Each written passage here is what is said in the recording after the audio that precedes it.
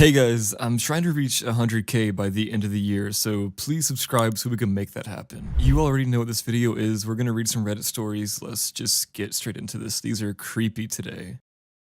I worked as an overnight security guard at a local college. I quit after seeing something in the parking lot. I had just gone through a pretty rough divorce a few months ago. For a brief 2 years, my ex and I were married. Most of our nights ended up turning into shouting matches and insults. We were always so loud we had gotten several noise complaints and an eventual ultimatum that we could be thrown out of the building. Anyway, we ended the whole thing and she got the most of everything. The house belonged to her family, along with most of everything in it. She let me only have my clothes, some photos, and my dog, Riley. I was short on money at the time. Luckily, a friend of mine let me stay in his home for as long as I needed. While there, I was looking for a better paying job to help me get my life back on track. My search led me to an opening for a campus security guard at the local community college. I arrived at the interview to learn that this was a job for the night shift. I wasn't too sure about taking the job at first, but my bills and growing debts weren't gonna pay off themselves. Needless to say, I started the next night. The campus itself was a decent size, both in terms of area and the number of students. The core campus includes 14 educational and auxiliary buildings. The security office was by the south entrance of the college, situated on the second floor of the parking garage. The two senior security guards, James and Darnell, walked me through my job description. My task every night was to complete 2 full searches around campus, checking all the buildings and monitoring the security cameras. My shift would start at 9:30 at night and go through 6 o'clock in the morning, by which time I'd take the bus home. The job itself wasn't too bad. I kind of developed a friendship between James and Darnell, since there was a brief period of time our shifts would overlap. By the time they both left, it would be midnight for me, and I'd be alone on campus. It's so surreal how such a place that's bustling and full of students can quickly empty out and turn silent. When my shift starts, there's usually a few cars left in the lot for those who took evening classes. Some instructors and other staff would sometimes work extra late, but those instances were rare. In short, my interaction with other people besides my coworkers was almost non-existent. Sometimes on break or in between circuits, if it stayed quiet on campus, I'd read a book or listen to spooky stories on my phone. After listening, I would start to feel a little creeped out for being in a campus all alone after dark, but I got used to it. It killed the boredom until I started my next circuit. I wouldn't find much of anything out of the ordinary aside from the random object left behind by a student, which I would bring back to the lost and found. I just had to make sure no one else is hanging around after closing. After coming back, I would check the security footage in case I missed something. There were a few screens recording specific spots with the most activity during the day. One for each parking lot, one for each floor in all the buildings, and one for the administrative office. I got decent pay every couple of weeks. After a while, I moved out of my friend's house and got a small apartment and was saving up for a used car. I felt like my luck was starting to turn around finally. Then I had the scariest experience of my life. I was left alone around midnight like always. The campus was absolutely deserted at this time like normal. It was summer during this time, so the night was pretty warm. I felt like I was building a bit of sweat in my security uniform while doing my first circuit. I came back to the security office after finding nothing of note and checked the camera feed. I found nothing in any of the screens until I checked the one for the south lot near the office. While the screen was small, I could discern the moving of a large shadow across one of the lampposts. It was doing nothing but moving back and forth across the light. The shadow looked too large to be some small bird or animal. I deduced it had to be someone parked off screen so I couldn't visibly see them. I went out there to check things out and found nothing there. If it were a person just messing around, they would have to have left a sign of their presence. There was nothing left behind. I didn't hear a car driving off or any noise for that matter. I scooped the rest of the south lot to find the source of the shadow. Still nothing. I sighed in annoyance at the thought of some jackass deciding to waste my time. Nothing else happened for the rest of the night. I got used to sleeping during the day, but all I could afford to sleep on was a cheap couch that was anything but comfortable. It was rare that I got a full 8 hours of sleep on it, and to top it off, the AC unit had crapped out. My cheap apartment had gotten warmer, making much harder to sleep. I got to the college at the start of my shift with maybe 5.5 hours of sleep. I had coffee, but it only lasted so long. With it being extremely late, my office feeling cool, and it being quiet everywhere, I started feeling drowsy. Sleeping on the job wasn't allowed, of course, but every now and then I let myself have a brief nap to refresh myself. So so I set my head on the desk and fell asleep instantly. I was later jolted awake. A feeling of something very wrong switched my tired mind on alert and woke me up. I rubbed my eyes and checked the monitors to see if anything was up. I looked at the camera for the south lot and my eyes narrowed. Beneath one of the lamp lights, a person was standing, not doing anything, just being very still. I couldn't make out any details, but this person had long black hair and looked very tall for almost reaching the light. I looked at the bottom of the screen and found the camera was still recording. Whoever the camera was showing was still out there. The feeling that jolted me awake intensified, and I was aware of myself shaking. A chill colder than the air inside the office crept up my neck. My body was reacting to some sort of danger the image was giving off. Still, a weird person on the security footage was not an excuse to not do my job. I got to the lot in under a minute, and I saw that person still standing under the lamplight, just being dead still. Their back was facing toward me, and their head seemed to be bowed forward. As I approached closer and tried to get their attention, I found that this trespasser was very tall and lanky, and was wearing a dirty white dress. I called to her again, asking if she needed any help, but didn't respond. She just kept standing like a statue where she was. I reached out to touch her, and my hand retracted back from the burning sensation her skin gave off, as if she were on fire. I cursed and shook my hand to cool it off, and the lady moved for the first time. Her head lifted upward, as if finally acknowledging I was there. She turned around, and I started to track backwards. Her body was humanoid, but she had the head of a goat or ram. The fur was pitch black, contrasting against her pale skin and white dress. The eyes were red, like burning embers, and strands of flesh hung off its curved horns. As my backwards walk sped up, I could hear it give off a deep, thunderous roar. I ran back towards the office, and I swear I could hear the thing sprinting after me. I ran faster than I ever have in my life, and I barricaded myself in the security office. For good measure, I switched off the lights inside and called 911. I told them something was on campus, and they sent someone over. I hung up and strained my ears to hear any noise outside my office. It was hard to notice anything other than the pounding of my heart working overtime. It felt like an eternity before I heard knocking on the door. The cops notified their presence, and I slowly opened the door. They questioned me about what I called for. When I told them, they looked at me as if I were a mental patient or a drug user. I played the footage back for them, and there the thing was. At the very least, they weren't gonna arrest me for making a fake emergency call, but with the trespasser gone, there wasn't much they could do. They left, and I was once again alone. This time, I was very afraid. Not that I was alone, but afraid that I wasn't alone, and that thing was still out there. I wasn't taking any chances. I waited in that office and kept the door locked until the end of my shift. I left a note saying I resigned immediately, and I never went back. The White Witch. In the early 80s, I lived in Okinawa, Japan. My dad thought that seeing the world would be an adventure that would help my brother and I become better men, and I have to say, I think he was right. Being in the military showed me cultures many would never get to experience, and I'm thankful for every experience that the life gave to me. While we lived in Japan, my father wanted us to have a fully immersive experience, so he chose us to move into a small Japanese neighborhood off base. We lived in a little house at the top of an enormous hill in a cul-de-sac that overlooked, I kid you not, part of a huge zoo and on one side a fairly large cemetery. Our particular house was set far above the monkey habitats and about a mile downhill. Between us and those habitats was nothing but thick Indiana Jones style jungle. Jungle the neighborhood kids and I would tromp through endlessly, ignoring the local warnings about poisonous snakes and ancient untripped mines from World War II. We were the only American family living in that cul-de-sac, completely surrounded by Japanese families, and it was amazing. The kids loved us, and although we couldn't communicate through language very well, we understood each other perfectly.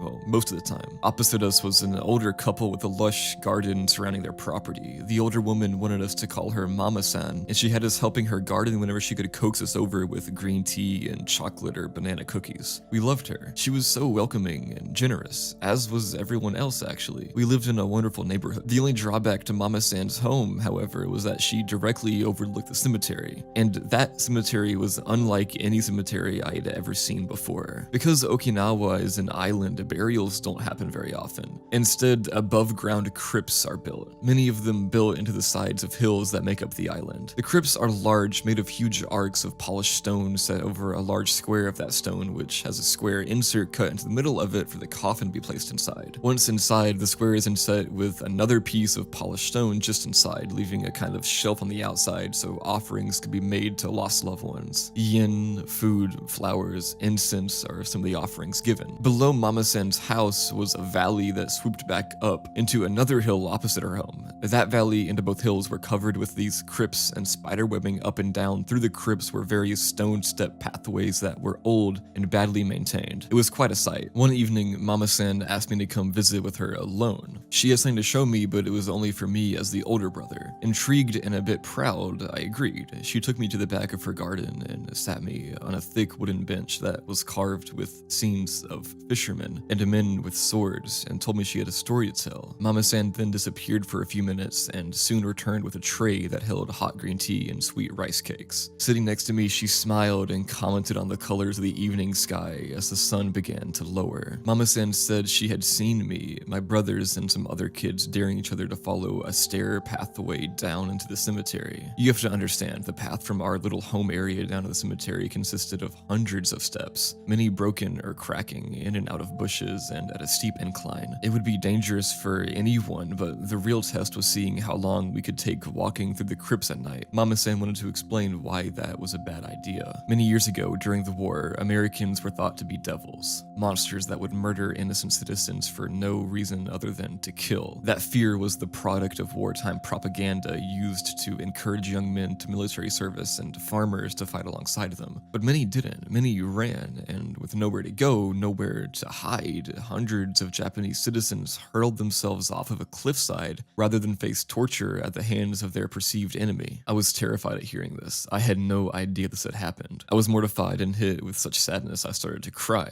The sun was setting and the sky went from pink and blue to a deep orange and red. Mama San reached out and held my hand, telling me not to worry. This was in the past, and the past is something we must always remember so we never go back. She went on with her story. One young woman had followed through with the sacrifice with her 2 children, but she survived the fall. She was in a coma for months. When she did regain consciousness, she was horrified to realize she was not with her children. They had been buried somewhere in that cemetery below, in an unmarked crypt that held many others. The woman would spend days and nights searching the cemetery, crying in pain, the torment of her loss unbearable, until the day she threw herself into the ocean to hopefully be reunited with her lost family. But they say she never found her children. Her act of suicide doomed her to purgatory. She would remain tortured for eternity. The sun had disappeared, the cemetery drowned in inky blackness, the main path dotted with dim broken lights, feebly illuminating small areas. Mama San continued, "She still wanders the cemetery," she said, "looking for her kids. You can hear her crying." And then she pointed down. I didn't want to, but I did. I looked. In the back of the cemetery, in the darkness, there was a white figure. At first a bright white shimmer, moving slowly, kind of shaking. It moved from side to side like it was moving among the crypts, and you could actually hear the crying. Softly at first, and then low moans and whimpers of pain as it got closer. I was terrified. I wanted to run, but Mama Sen held my hand and whispered that she wouldn't come up here. We were too far. But that is why we shouldn't go down there after dark. She said many don't know her story and call her the White Witch, which angers her. It's best to stay away. It's best to pray for her. Mama Sen said she comes out to see her often, hoping one day she will find her salvation. Needless to say, I never went down to that cemetery. Not once. And I never sat back there with Mama San again either. That was enough for me. I did, however, visit Suicide Hill. It's called Peace Prayer Park now, out of respect. I cried the whole time we were there. I prayed for all the souls and for forgiveness. So many Japanese citizens spoke to us, welcoming us, telling us stories, sharing with us. I didn't feel worthy, and my love for the country and its people was overwhelming. I'll never forget my time there. I'd like to go back to see if she's still there, wandering the graves, looking for her children. I lived my scariest experience to date for homework. I've always been really into ghost stories, or urban legends in general. The White Lady, haunted dolls, vampires, black-eyed children, that kind of thing. I know that today, people my age aren't big fans of that kind of horror anymore, preferring it things like the backrooms, analog horror, and all the new kinds of scary media. Honestly, I get it. Things do need to evolve, and when we see everything that's happening in the world, it's understandable that a good ghost story don't do the job anymore. Still, the old-fashioned horror is still not that old, but things move fast on the internet is always my jam. I grew up watching YouTubers investigating haunted places, ghost hunting with all their accessories, EMF meters, their little radio thing that they use to listen to radio frequencies so they can hear any interference, their antenna that beeps when something approaches it, voice recorders, special flashlights, and let me tell you that all this was doing it for me. So since I was probably 7 years, I dreamt of doing these things myself. Of course, I tried everything a young boy is able to, like a Ouija, or stupidly walking around my house with a phone filming, hoping that some random deceased person with unfinished business will show up to, I don't know, have a chat. I wish I could say that other people's judgment doesn't affect me, but that would be a lie. So going into high school, I had to socially tone down my interest for those things in order to have friends. None of my friends and classmates knew about my persisting passion for ghosts and creepy stories. I realized that keeping such a secret is a bit ridiculous, especially approaching my 18th birthday, but you know, it would be even weirder to reveal it after hiding for almost 6 years like it was something super taboo. So here I was, I started hiding my passion at 12 to avoid others judging it, and now I'm still hiding it at 17 to avoid others judging the fact that I hid it. Anyway, everything started a few days ago. I have an art history class at school, and the teacher really likes to give us big works of research. This time he had a new idea. The whole class would be divided into groups of 2, and each group will receive a building from our city that the teacher had chosen for his architectural and artistic interests,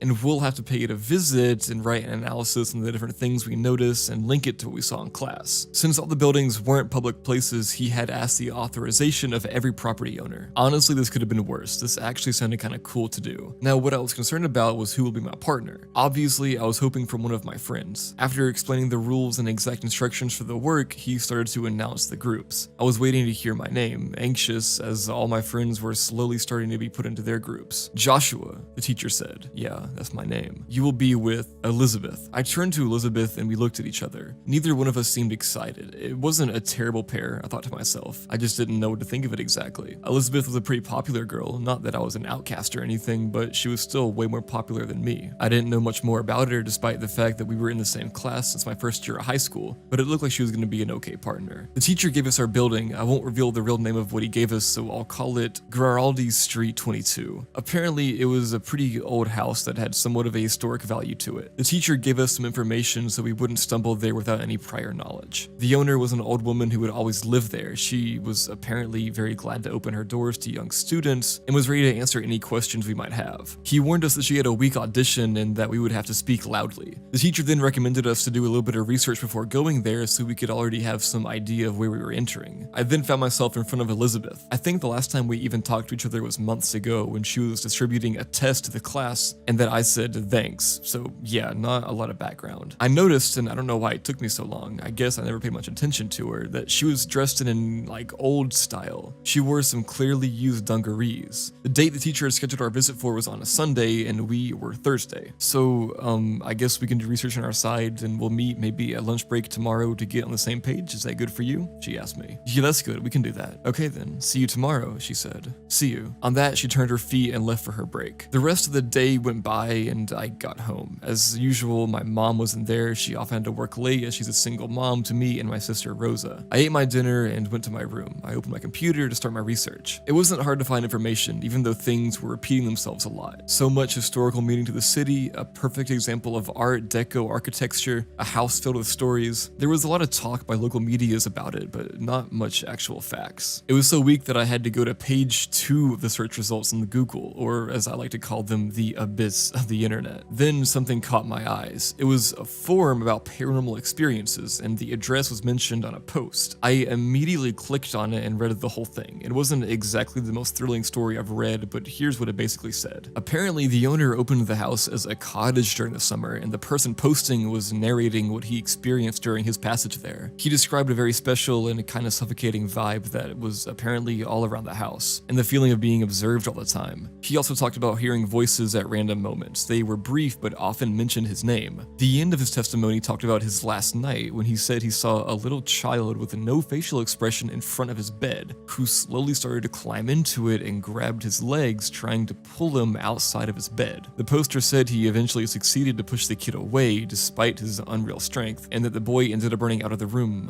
laughing. When he spoke to the owner about it the next morning, she said that it must have been his imagination playing tricks on him, as she didn't believe believe in paranormal and that nothing similar ever happened to her. This wasn't much, it could have been a complete lie, but I would be lying if I said it didn't pique my curiosity. The story was as basic as it could be, but it was so specific for it to happen in that place, which was absolutely not famous, and even less so for any paranormal events. I kept that in the back of my mind and continued my research, but I didn't find much more, so I went to sleep. As I was laying in bed, I was thinking, what if the person who posted his story said the truth? This was the first time I was going to enter anywhere that old and charged with history. This could be the perfect place for my first ghost hunt. But of course, I was going for school and won't be alone. Plus, it's not really respectful to the owner who kindly opened the doors of her family house to us. And even if I wanted to, I'd be constantly with Elizabeth, so it wasn't really an option. I looked at the EMF meter I received for my birthday on my shelf and thought to myself that this would be for another time. The next day, as I planned, I met with Elizabeth at lunch break. We started to share the results of our research, where I did not include the post from the forum for obvious reasons. We talked a bit before coming to a clear conclusion. Yeah, the thing is, we have the same exact stuff. There isn't much interesting info to be found online, except very surface level stuff, she said. Yes, I think we should prepare for the questions we want to ask the owner instead, I answered. You're right, do you think you can have yours for Sunday? Yeah, no problem. We exchanged a bit more and went back to class. On Saturday, I prepared a few questions to ask the owner. Then came today, Sunday. The meeting was planned at 11 a.m. I woke up normally, took a breakfast, got dressed, everything. Before leaving my room, I took one last look at the room and I saw my EMF meter. It looked like he was begging me to take him. I grabbed it and left. I didn't know if I would actually use it, but I had it. It had an option where instead of lighting the small lamps, it would vibrate, so I activated that and put it in my pocket. I arrived at the house and Elizabeth was waiting for me. We knocked and we could hear the owner walking towards the door saying, yes,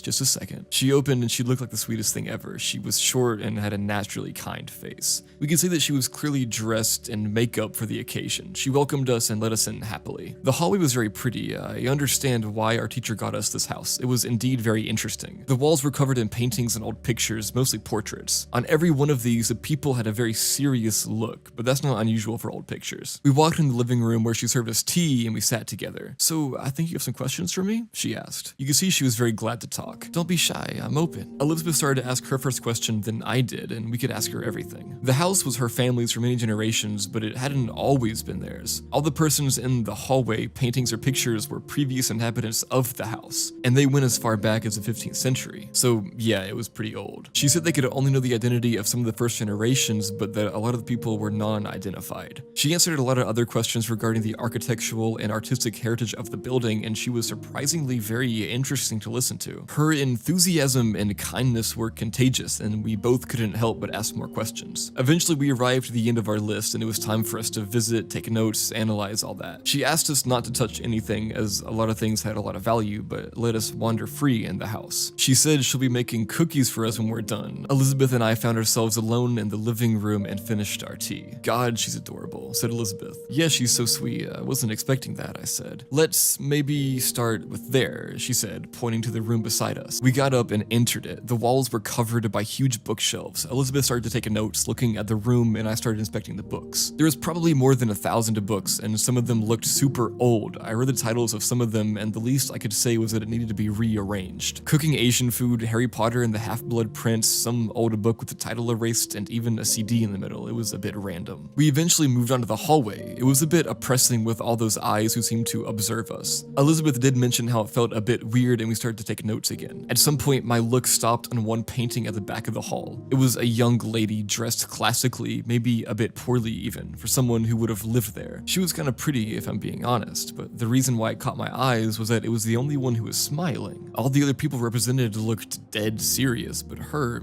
she smiled. A sweet, even caring and warm smile. I noticed that it seemed like she was staring at me. Of course, a lot of the paintings gave that same impression, but it was a lot more intense on her. My heart skipped a beat. I was sure that she just winked at me. I let out a gasp. I was convinced she winked at me. The vibe went from slightly oppressive to extremely heavy. Then we both heard it. Elizabeth. An unrecognized voice had just whispered. Elizabeth turned to me. Did you say that? She asked. Elizabeth. A younger voice this time. We were facing each other, so we knew it couldn't be one of us this time, and the owner was in the kitchen. Elizabeth's eyes opened wide, and she slowly walked toward me. Elizabeth. She jumped. What the hell? I let out. We were looking around us. Joshua, I don't like this. Yeah, me neither. We were frozen in place with all the paintings looking right to us. Elizabeth. That time it was a deep voice and it came from behind us. We turned. Slowly, all the faces of the paintings and pictures started to clearly move. They were opening their eyes wide and opening their mouths, maintaining their serious and now even melancholic look. Holy shit,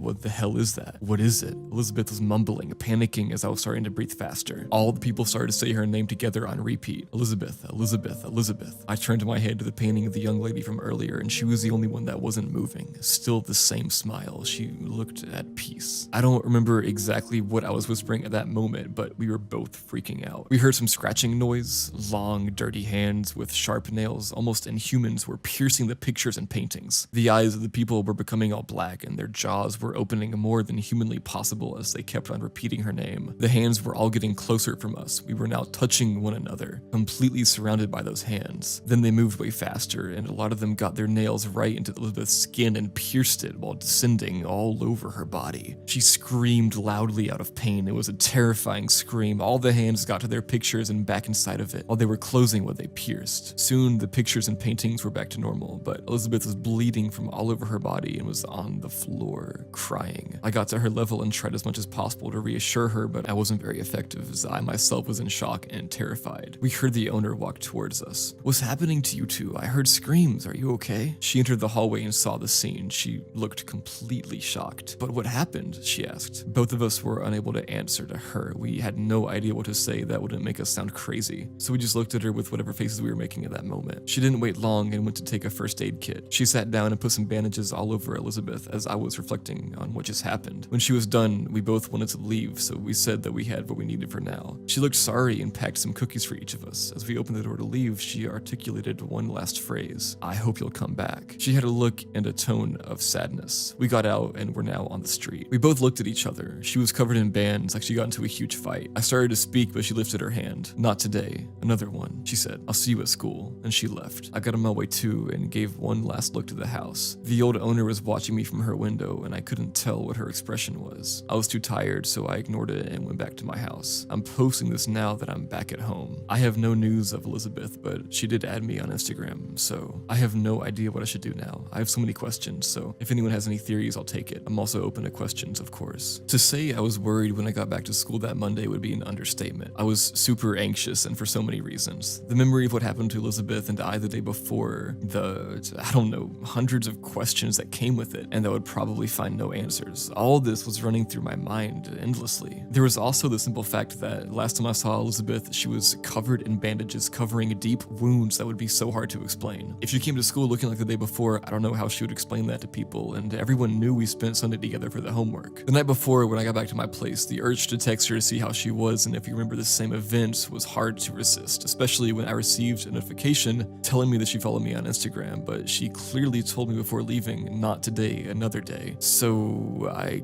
couldn't bring myself to it. When I got to school that morning, I was looking everywhere for Elizabeth. I eventually saw her when we were all waiting in front of the classroom for the teacher to arrive. She was wearing all her bandages, and all of her friends surrounded her pretty fast when they saw her. I could hear them asking questions, and of course, they gave me a lot of looks in the beginning. I don't know what she told them, but they stopped soon. She was putting on a smiling and carefree face, but I noticed that her hand was slightly shaking. The teacher had finally arrived, and we started entering the classroom. I waited for Elizabeth to pass beside me so I could have a word, but when I tried to open my mouth, she lifted her hand in front of my face and whispered, "Not now, meet me at lunch. In the meantime, I fell down the stairs, okay?" I nodded yes. What else could I do? Hours went by, and before I knew it, it was lunch. I realized we didn't have a meeting place, but figured it would be where we had our first one the week before. I joined her there. We sat, and for a moment we stayed silent. I guess neither one of us knew where to start. Eventually, I started to speak. "So what do you remember from yesterday?" "I don't know what I remember. If I'm being honest, I think I don't want to believe it because that would make me crazy," she answered. "Well, I mean, I think I understand you, so maybe you could tell me what your memories are so we could both be reassured," I said. She sighed. "I remember my name, all the pictures, the paintings, they were saying it, and their hands piercing their frame, coming towards me, hurting me. So yeah, that's what I remember." I was reassured. She remembered the same things I did, so I wasn't going insane. "Yeah, that's pretty much what I remember too. So now, what are we doing?" She looked at me, eyes wide open.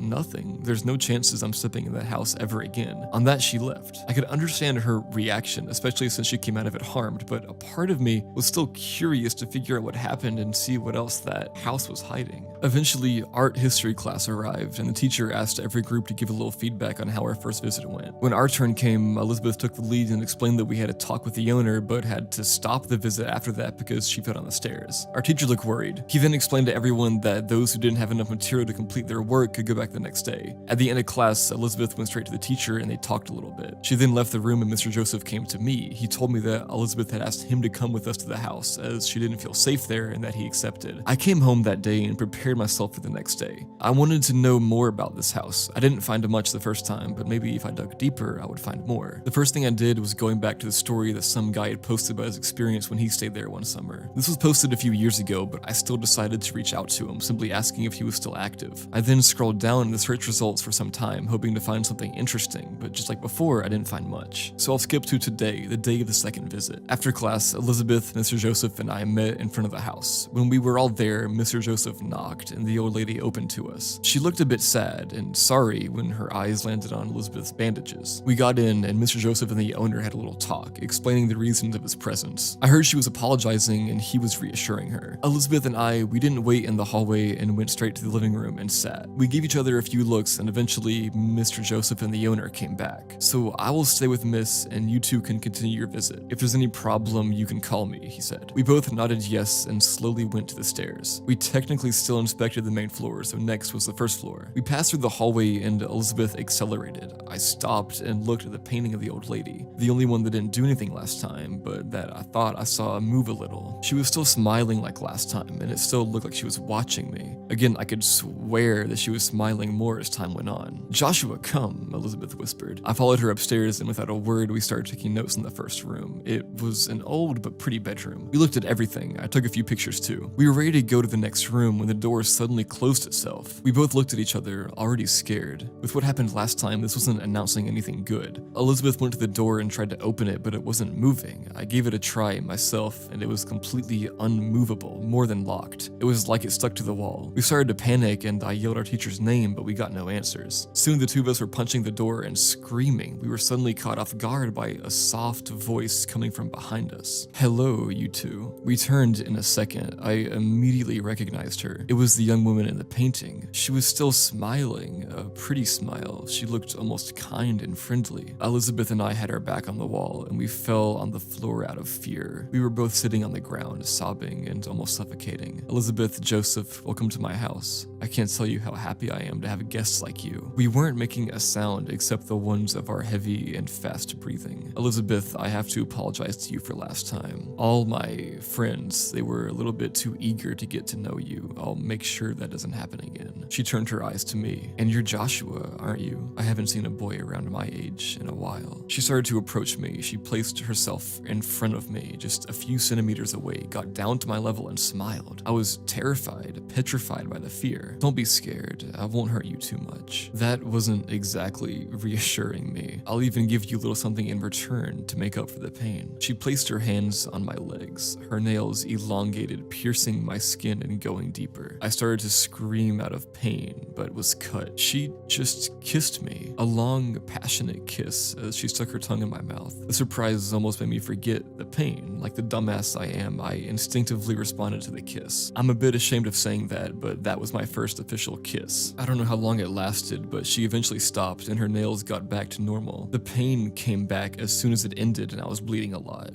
I kinda did. "I'll leave you for now. I suggest you go downstairs." On that, she entered a closet and disappeared. Elizabeth and I looked at each other completely shocked. We were both shaking and my eyes were tearing because of the pain. The door opened and we got up and ran downstairs. In the hallway, we found Mr. Joseph sitting on the floor and shaking too, covered in wounds. We both understood what must have happened to him. He looked at us and succeeded to form a phrase. "You follow me. We're leaving now." We all got to the door and tried to open it, but it was completely stuck, just like before in the bedroom. Mr. Joseph tried as hard as he could, but the door wasn't showing any signs of weakness. I turned to the painting of the young lady and she was just like before. After some long minutes, Mr. Joseph stopped trying and we got to the windows. That's when we all understood their situation was extremely complicated. On the other side of the windows, there was no street anymore. It was just a forest, trees, leaves on the ground, a forest. We all looked at each other in disbelief. Mr. Joseph tried to break the glass as hard as he could, going as far as hitting it with a chair, but it didn't break it, not even a single crack. After some long minutes, we took a break and talked. Elizabeth and I explained to our teacher what happened to us last time and today. He then told us what happened happened to him when we were upstairs. He was talking with the owner when she said that she had to take out the trash. She got out of the house and he looked at the pictures and paintings in the hallway. Then it happened to him exactly what happened to Elizabeth last time. The whispers, the pictures moving, the hands coming out of the frames, scratching him, piercing his skin. We talked a bit more, but soon Mr. Joseph started to hit all the windows again. I instinctively checked if I still had an internet connection, and I did. My first thought was to contact my friends. I tried to explain to them what was happening to us, but they all thought I was joking, even after I sent them pictures and videos. I was hopeless, but I knew that one person would believe me. Rosa, my little sister. I hesitated, but whatever we stumbled into was dangerous, and I didn't want my young sister to get involved. I decided to tell her that I was going to stay at a friend's house for the night. She was probably going to spend the evening alone since our mom was working late, and even with everything that was happening to me, my instinct was still to protect her. Elizabeth also tried to contact her friends, but from what she told me, nobody believed her too. After maybe 2 hours of stress and panic, we all sat, and Mr. Joseph even fell asleep on a couch. He must have been very tired to fall asleep in that situation. I felt tired too, but the fear was too strong. My legs were still bleeding. With all the confusion, I didn't cover them with anything. Elizabeth noticed it too. "Do you want me to put you some bandages?" I said that I could do it myself, but that I'd like it if she could bring some to me, as I wanted to avoid walking too much. She went to look in the kitchen and came back with a little kit. She gave it to me and gave me a strange look. She then leaned towards me and kissed me. I was surprised, and after responding again, because I'm stupid, I softly pushed her away. I was confused. "What the hell?" I said. "What?" she asked. She looked confused too. "Well, why would you even do that?" I asked. "God, I don't know. It looks like we're about to die, so I guess I don't want to die without having kissed someone. I don't know." She was clearly nervous. "We're not gonna die, and if we do, it's done. You've kissed someone now, so if you could stop kissing me without warning me, it would be nice, okay?" I was clearly nervous too. "How do you know we're not gonna die?" I guess I'd try to be optimistic me. We were both exhausted and nervous. She was so close to me, and as we looked right at each other, we kissed again. For a little longer this time. We suddenly stopped and got away from each other. We both looked confused now. "Let's just stop there, maybe," I said. "Yeah, you're right," she answered. We were clearly both making random things to distract ourselves. I'm clearly not into her, and as far as I know, she's not into me either, so yes, we didn't want things to escalate too much. She started to sleep too, or at least tried to, as it was getting darker outside. I just got out my charger and plugged my phone. Fortunately, there was still electricity. Since I'm unable to sleep, I figured I should update you all, so I'm writing this as Mr. Joseph and Elizabeth are sleeping. If any of you have any questions or advice, I'm all ears.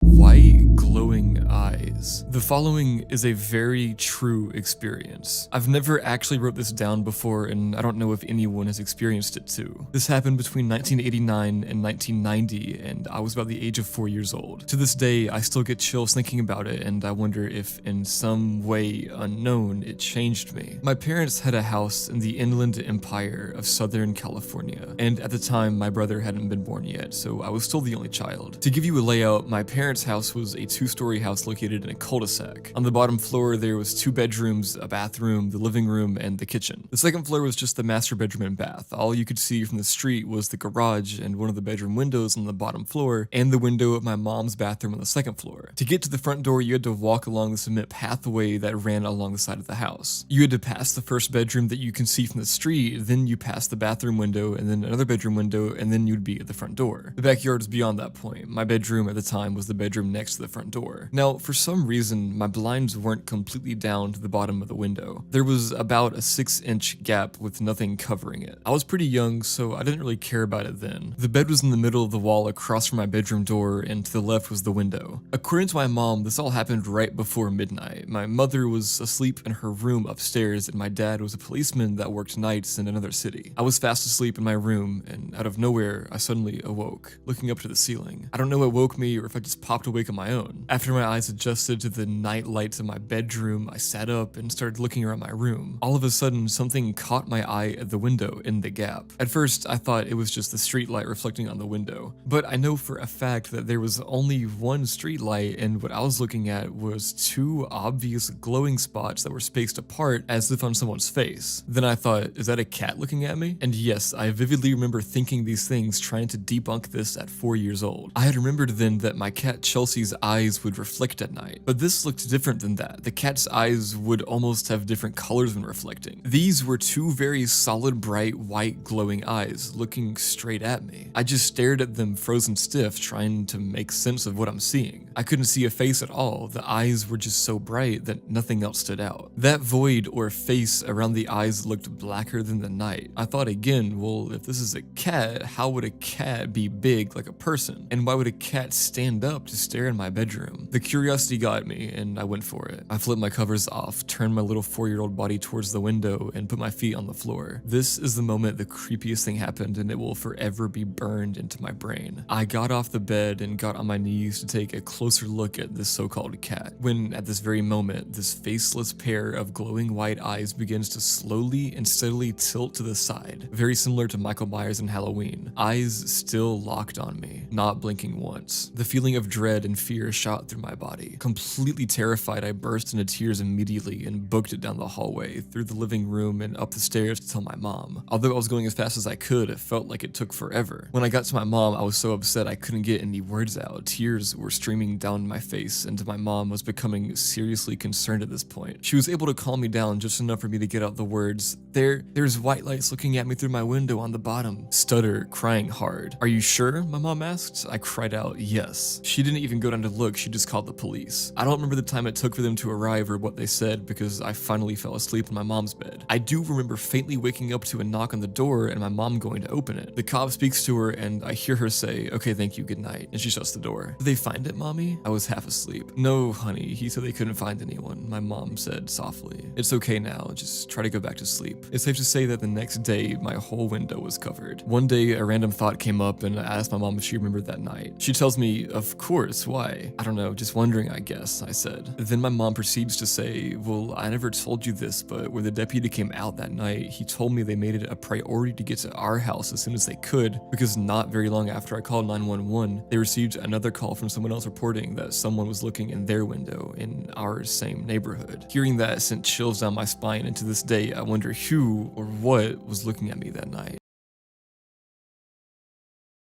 The room with the train. This story is not about a ghost or an encounter with a creepy stranger. It's not even about a near-death experience or something like that. As a matter of fact, I was never in danger during the event I'm about to tell you about. Nonetheless, it's a disturbing memory that I will carry with me until the day I die. I grew up in a small city, the kind of place you could barely call a town if it wasn't for the sheer number of people living there. Downtown was only a couple of blocks long, and in the middle of it was one of the biggest buildings in the area. It was the local movie theater named after the city. I remember going there when I was very young, about 7 years old, and watching the first Pokemon movie. It was probably nothing compared to the theaters we have nowadays, but back then it was huge for me. I loved it. So when a few years later I heard the cinema was going out of business, I felt really sad about it. The building was sold to a religious group that used it for their services. You know the type. Loud music, big crowds with their arms in the air singing prayers, some having seizures on stage while a pastor yells through a mic. Every time I walked past the old cinema, I would see the announcements of the congregation where the movie posters would have been. And if they were in session, you could hear them singing from the other side of the street. This group owned the cinema for nearly a decade until the local government bought back the building in order to restore it as a historic landmark of the city. When this happened, I was studying construction with the intent to follow architecture or civil engineering at college. And my class was very lucky to be involved with the cinema's restoration project because 2 of our teachers were architects working on it. I will always remember the day we went to visit the old cinema. Our class was small, only a handful of students, but we were all around the same age, so we all shared childhood memories of when the cinema was operational. We ran through the corridors of the auditorium, sat in the stairs just like we did when we were little kids, and began stomping on the wooden floor with our feet, filling the entire room with the echoes of our drumming and our laughters. A little ritual or sorts everyone used to do right before the beginning of the movie. Once nostalgia time was over, we went back to the purpose of the trip and began to survey the building. We were very excited because that was a unique opportunity to go into the places we would have never been allowed to otherwise, so we made sure to check every last corner, every single room, no matter how far, no matter how obscure. The first one we found was below the stage. On one of the corners there was a little door, not very visible, probably because it was meant for maintenance staff only. Behind it we found a long room filled with rusty boilers, part of the old heating system that was no longer in use. The place was a little creepy with all those old tanks and pipes pipes crowding the narrow space, but what we found past them was what really started to freak us out. This room was small, very small. It was, after all, basically just leftover space behind the boilers. Yet it contrasted so much with the rest of the area around it, it may as well have been from a different place altogether. The walls were painted a lighter color, white, I think, and I don't remember it very well because what really got my attention were the drawings in them. There were rainbows, a smiling sun, trees and flowers, and happy little people with smiles on their faces of dotted eyes. It was a daycare. The whole class and teacher gathered to see the discovery. We were all very confused about the strange placing of this room. Okay, we could understand the need for a place to keep the kids that were too little to be amongst the crowd during prayers, or maybe the people who worked there, but the placing was just odd. The stage was probably one of the loudest places in the auditorium during the services, and this was right below it, so there was no way it could be a quiet place for the children. We left the boilers room and continued our tour through the theater, a little puzzled about our finding, but not giving it too much thought. Outside of the auditorium there were the bathrooms, both in terrible condition, the ticket sales booth, and a huge set of stairs that led to a mezzanine in the auditorium. Half of the seats there were totally ruined due to a water leak in the roof, and I cursed these people for not taking proper care of the building. With all that done, all that was left was a projection room on the 3rd floor. Behind the tickets booth there was a door that led to a spiral stair. I don't remember how tall it actually was, but it must have been over 10 meters of metallic steps without a single resting spot. I wasn't exactly an athlete, but I could walk several kilometers with no problem and rode on a bike to and from school every day. Yet, by the time I reached the top of the stairs, I was exhausted. And I wasn't the only one. All of my classmates complained about how hard it was to walk up there. After a short break to catch our breaths, we moved on to explore the 3rd floor. It was roughly a narrow passageway with a couple of diversions to form different rooms, but it was more than enough for what it was made for. The first room from the stairs was a storage deposit, probably where they kept the movies and other equipment, and except for some trash, it was mostly empty. The second room was the one we were all excited to see, the projector room. The old machine was so big that it was still there, and there were even some pieces scattered around. It was quite a piece of history, and we were all very thrilled to check it out, so no one really bothered to move on to the very last room until we were about to leave. And there we saw it again. There was a train in this one instead of a rainbow. Something was written on it in big, colorful letters, something about Christ. I can't remember it well. The drawings were a bit old, the paint slightly peeled from the walls, but the colors were just as cheerful as you would expect for a place where children play. My heart sank to my stomach